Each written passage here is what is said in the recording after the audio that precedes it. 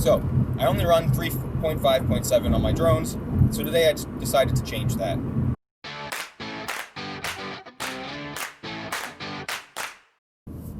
So back when Betaflight 4.2 came out, I heard horror stories in all the Facebook groups that I'm in of people installing Betaflight 4.0 and then they arm their quad and it flies away to the moon, or their motors erupt into flames, or one thing or the other.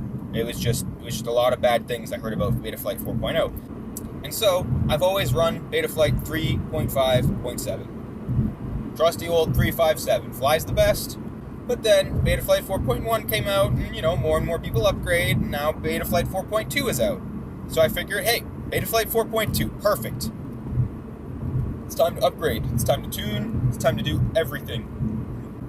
So I got the Jazz Maverick ESC firmware, put it on my drone. Anyways, I did that. I'm running it at 8K,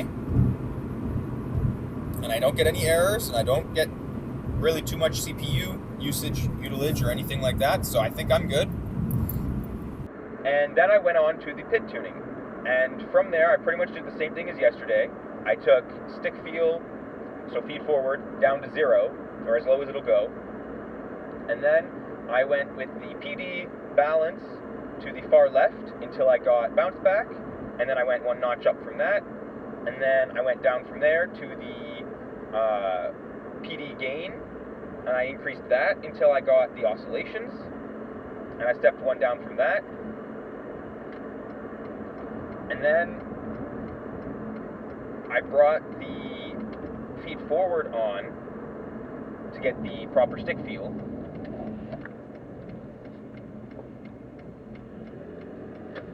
And once I had good, proper 180 rolls for each full stick deflection move of the stick, then I was ready to, give it a test flight.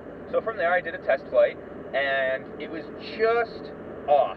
It was a perfect flight, but on the very last part of the power loop that I was testing, I had a wicked prop wash handling. So it just, how it's coming down into its own air, its own dirty air, and the props just don't like it, so like so I got a little bit of that, just some slight wobbling, and I thought, hey, I could do better.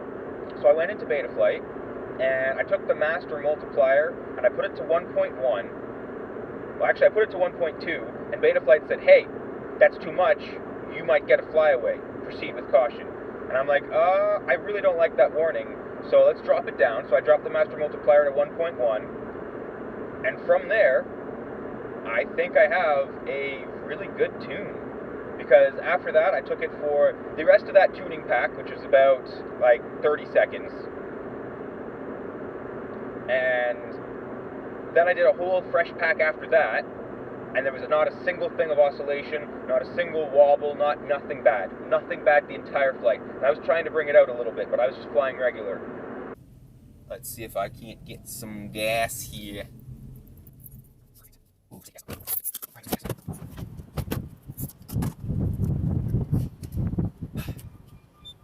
The main reason I switched to Betaflight 4.2 was for the VTX tables. Finally have my VTX outputting the exact power level that it's supposed to be outputting.